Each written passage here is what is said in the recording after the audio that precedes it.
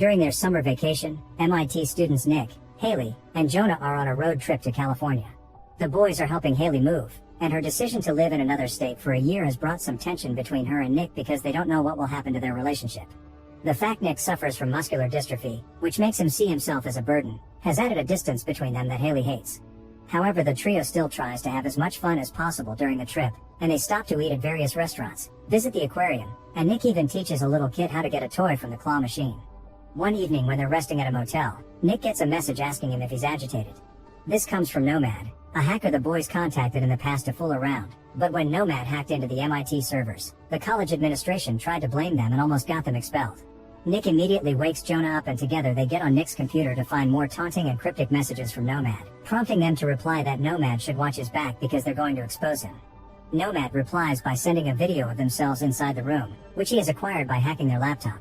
Furious, the boys immediately get down to work and begin tracking Nomad's IP until they find his address in Nevada, where they should be driving by soon. The next day while they're back on the road, Nomad sends them a picture of their car, which he got from a security camera, prompting Haley to ask the boys to stop taunting the guy. Later, when they stop at a gas station to buy some food, Nick tells Jonah he doesn't want to go after Nomad because he'd rather concentrate on Haley's journey now, which leaves Jonah very frustrated. A few days pass with the trio stopping at any tourist site they find on their way. During their next break at a gas station, Nick goes inside to buy some coffee, and Haley takes the chance to talk to Jonah in private. She asks Jonah if Nick has said anything about her decision to move, but Jonah only tells her Nick is bummed, refusing to get in the middle of their issues. At that moment, Nick comes out with the coffee, but he trips and falls to the ground. His friends rush to help him, but Nick swears he's fine and goes back inside to get more coffee. Haley goes after him and tells him she wants to help precisely because she knows Nick doesn't need it, but Nick continues to be cold. A moment later when Nick returns to the car with the coffee, he tells Jonah he changed his mind and that he just want to go after Nomad. He also notices Haley is gone and goes looking for her, finding her sitting at the cliff. Haley can guess Nick is gonna break up with her and wonders why. Thus Nick explains he'll soon be in a wheelchair and doesn't want to hold her back. This hurts Haley because she thought their relationship was stronger than that, and she gets rid of the necklace he gifted her before returning to the car. When they go back to the road, Haley announces she wants to go with the boys to catch Nomad. Night has fallen by the time they reach Nomad's address, which is an old house in the middle of the countryside. The boys begin to wonder if the IP had been faked, and they ask Haley to stay in the car while they go inside with their camera ready to record everything. Outside there's an old broken chair and an abandoned car near a creepy tree, and inside it isn't much better. Lots of dirty broken furniture. Nick goes deeper into the house and suddenly finds himself alone, so he goes looking for Jonah, who is sitting on a chair in the corner. This makes Nick worry and come closer, but Jonah turns around to scare him as a prank. Next the boys go to the basement, where they find a bunch of dusty server tracks. Their search is suddenly interrupted by Haley screaming, causing the boys to run outside to check on her only to find the car open and Haley gone. The radio is going crazy, and there are some noises coming from the woods, including Haley's panting. The boys go after her, but at that moment, they see Haley floating away right before a light blinds them and they pass out. Sometime later, Nick wakes up inside some kind of sterile underground facility, wearing nothing but a hospital gown and a blanket on his legs as he's moved around in a wheelchair by a man in a hazmat suit. Nick feels dizzy and can't move, so he can only watch as he's taken to an office where he meets Dr. Damon, who is recording their chat and taking notes. Damon doesn't tell him where he is and refuses to let Nick call his parents, but he does explain the trio got in contact with an alien and that's why he's wearing a hazmat suit. There's a risk of contamination. Damon also wants to know when Nick saw the signal for the first time, but Nick doesn't understand any of these explanations and demands to know where his friends are.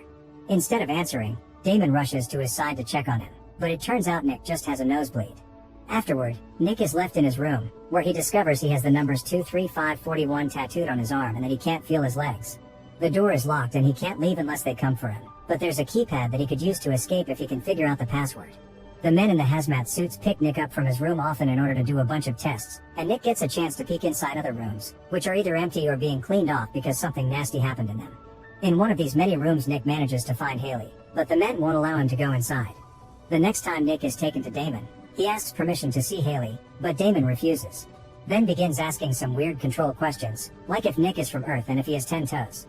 Then he asks about the signal the friends have been following and Nick guesses he means Nomad, so he shares the whole story about the hacker. At that moment, Damon brings in the recording the boys did while investigating the house and stops the video when it shows the tree, revealing that there's an alien standing on it. This means Nomad was never human. Later in his room, Nick is so disturbed that he can't eat. Suddenly he hears a voice calling his name. It's Jonah, talking to him through the vents that connect their rooms. Jonah wasn't told many things either and didn't even get to see Haley, but he does say his body doesn't feel well.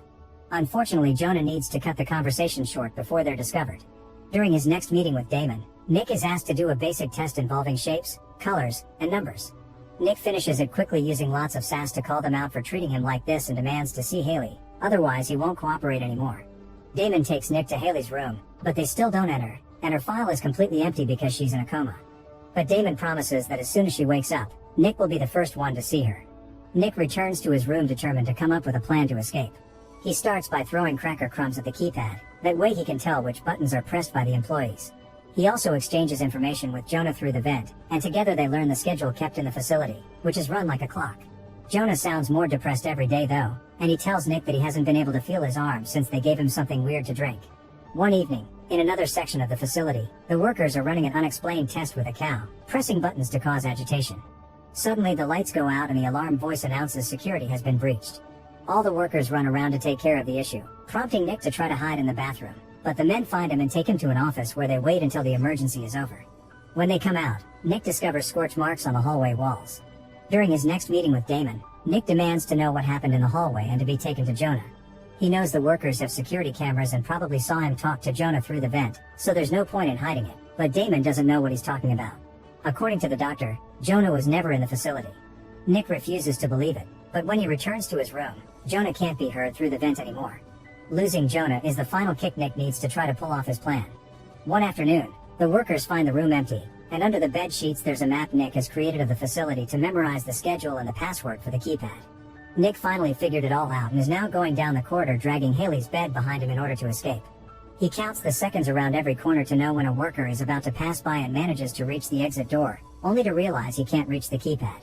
Nick still can't feel his legs, so he tries to press the buttons using his 4-tube, but unfortunately, at that moment the alarm begins ringing and the workers catch Nick in the act. Nick suddenly passes out and dreams of all the happy times he used to have with Haley and running marathons. When he wakes up, he finds himself in a room with Haley, who is finally awake too. Crying, Haley says she dreamt about Nick winning the nationals and the two of them try to hold hands, but the workers pull them apart. As Haley falls unconscious again, Nick struggles against the men's hold and falls to the floor, where he notices weird stains on his hands. When he looks down, he's shocked to discover his real legs have been changed for advanced prosthetics. Nick begins panicking, and after checking under his underwear to be sure things are fine there, he tries to stand up, tripping as he goes. On the other side of the one-way mirror, Damon explains this is exactly why they didn't say anything before. They had to wait for Nick to be ready. Not caring about any excuses, Nick ties a blanket around his legs to avoid looking at the metal and trashes the whole room. Then he uses his new legs to kick down the door and escape with Haley again. Now that he can walk, whenever a worker tries to stop him he just knocks them down with his crutch, and any door in his way is kicked down too. Nick manages to make it to the elevator with Haley and there he's approached by Damon, who explains it's very dangerous for Nick out there and he can only protect him in here. Nick wants to know what he means but the elevator doors close. Moments later, the duo is escaping the facility through a dark tunnel. By the time they make it outside, Haley is awake again, and together they hitchhike a ride with an old lady. She seems to be harmless, but the way she talks is disturbing, as she wasn't completely sane. She even stops the car in the middle of the road to hear God's little angels with her mouth open. The lady leaves the teens at a diner by the road, and Nick asks Haley to wait for him sitting in a truck while he goes inside to make a call. Luckily nobody comments on Nick's clothes when he enters the place, but trying to use the phone is pointless because it isn't working. Suddenly Nick hears the truck outside leave with Haley, and he soon discovers why. They're saying on TV that Nick and Haley have escaped and anyone that sees them should take them to the authorities. Desperate, Nick begins running after the truck and reaches the window, but the trucker hits him with the door to push him off. When the driver begins going at a very high speed, Nick just uses his new legs to easily catch up with him.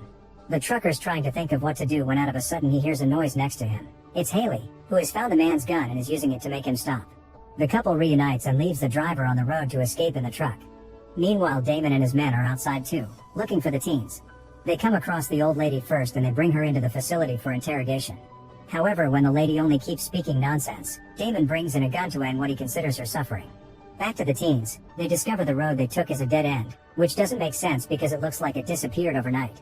They turn the truck around and take a different road, but soon they feel like they're going in circles and driving through the same places. Eventually they decide to stop at a visitor center to look for clues, but phones don't work here either and all paperwork is related to nature. The only map they find is a giant diorama that doesn't make sense because it doesn't match the roads they just took. Haley keeps showing signs that she isn't well and Nick decides they'll spend the night there. This gives Damon and his men time to find them, so the couple runs deeper into the building to hide. They get scared when they come across a person in a hazmat suit, but this turns out to be Jonah, who had been in the facility just like Nick thought, and he escaped by wearing the suit to go unnoticed. As the men surround the area, Damon goes to check on the neighbor in charge of the center, who is talking nonsense just like the old lady. Damon admits being fascinated by the man, but he still shoots him before putting a fallen fish back into its bowl. In the visitors center, Haley falls asleep and Nick discovers she has some kind of implant on her spine. Jonah explains he thinks they're in Area 51, as proven by the fact the numbers on their tattoos add to 51. Nothing here is real, the roads don't make sense and the locals behaved oddly, making Jonah think they're in some government annex where the three of them are being used for experiments. Nick got the legs, and in Jonah's case, he reveals his arms were changed for prosthetics as well. There's only one road they can take, so in the morning the trio drives up to a military checkpoint on purpose. Jonah tries to pretend to be a worker by using the hazmat suit, but the military doesn't buy it and surrounds the truck. Immediately Jonah hits a soldier with the truck door and takes his weapon, which he uses to get the following soldiers off his back and enter the nearest building. There, Jonah tries to use a computer to expose what's going on, but his thick metal fingers can't reach the keys. At that moment, the soldiers throw a grenade through the window and the building explodes. Nick thinks he's lost Jonah, but he's actually alive, and he goes out to reunite with his friends. A soldier takes the chance to shoot Jonah and Nick runs to help him, but a defeated Jonah tells Nick to run away with Haley while he takes care of things as his last wish. Nick and Haley escape on the truck while Jonah uses his new prosthetic arms to begin destroying all the surrounding structures and even the road itself, keeping the soldiers back. Moments later, Nick and Haley are about to cross the only bridge that can get them over the canyon only to find the road blocked by Damon and his men, who shoot at the tires and make the truck crash. Nick begins having more flashbacks of his old life before falling to the ground, where Haley reveals she still has the necklace and hands it to him while saying "I love you." The facility workers take Haley away and Damon approaches Nick to tell him he's the perfect fusion of human and alien technology, their finest achievement. Nick looks at him and finally realizes Damon spelled backward is nomad, and this guy is the hacker they had been talking to all along. Damon confirms this and reminds Nick he had been the one to approach the hacker first. Furious and grieving, Nick is finally agitated enough to activate the full power of his legs. He runs through the bridge at an incredibly high speed until he hits an invisible wall, which he smashes and crosses in seconds. To his shock, Nick discovers he's been in outer space all along. Damon is an alien android, and the Earth locations had been part of a simulation. They're actually on an alien spacecraft numbered 23541, just like Nick's tattoo, and this ship is about to dock on a strange alien world. Make sure to subscribe and turn on notifications so you can watch more videos like this. Thanks for watching.